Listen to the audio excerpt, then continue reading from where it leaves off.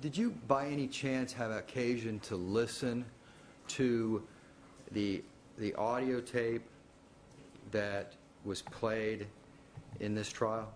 Did anybody ever play an audio tape of Michael Jackson to you? Yes, sir. Yeah. Who played that audio tape to you? I actually heard it. I was told I wasn't supposed to watch it on TV, but I did see it on the news. So. Yeah, that happened. Yeah. Apologize.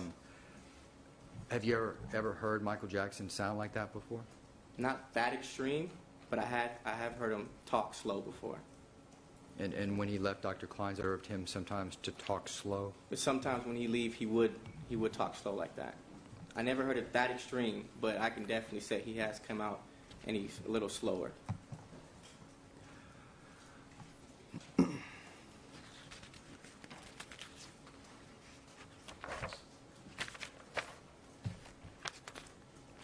When you were asked by the police, actually, you were spoken to, the police spoke to you twice on June 25th, 2009. Is that right, or am I wrong about that? I remember one sit down at the Carrollwood property. Okay. I remember speaking to police at the hospital when I gave them Dr. Murray's phone numbers.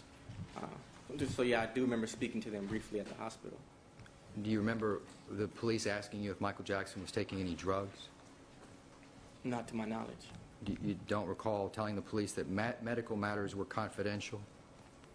I don't remember saying that, but that is true. He kept everything confidential. Okay. That would have been something you would expect yourself to say with that question? I don't remember saying it, but that's a true statement. Okay. He kept everything medical separate from us, especially. All right.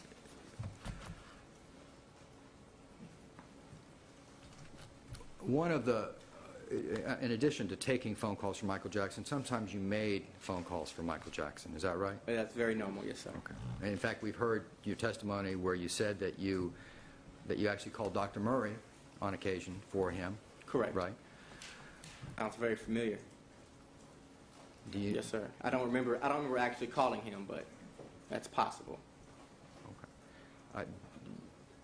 But the name sounds familiar, but you don't remember the exact phone call. I don't remember calling him at all, to be honest. But the name sounds But you said familiar. the name sounds very familiar.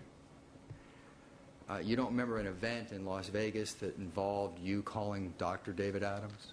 I do remember an event in Las Vegas when a lot of doctor stuff was going on. That was the time Mr. Jackson left with Dr. Murray just by themselves and asked us not to follow. And I remember I did call a doctor. I don't remember speaking to a doctor. I remember giving numbers to Dr. Murray, and I remember that day for sure. Does the name Dr. David Adams have any connection to that date in your memory? Possibly, but I can't truthfully say yes. All right, well, that's all I'm asking for. When one of the phone calls that you made back to the Carrollwood address on June 25th, 2009,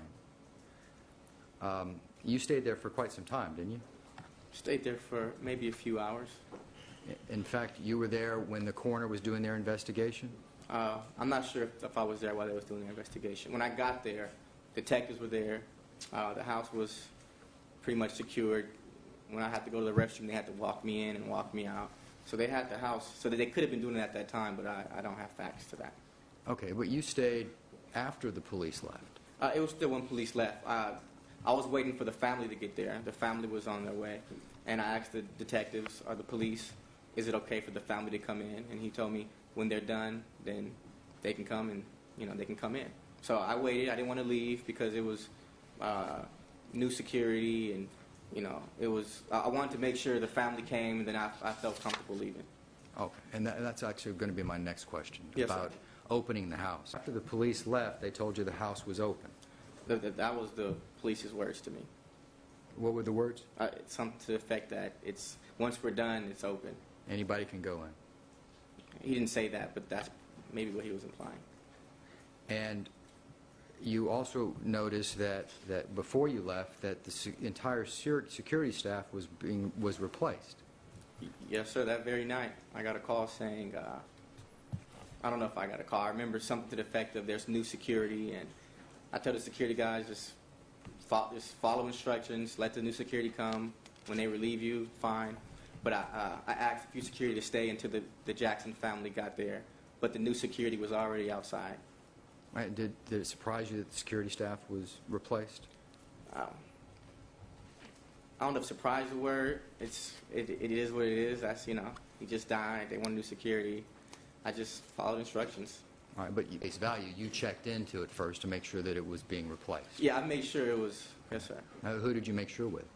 I either called Frank. I called one of his managers, either Frank DeLeo or Randy. I called some. I'm not sure who I called exactly, but I did call someone. Do you remember making a phone call to Randy Phillips that night? It's very possible. How about Dr. Tomei Tomei? I don't think I called him that night. Do you know of anybody calling him? It's possible. It's possible. Okay.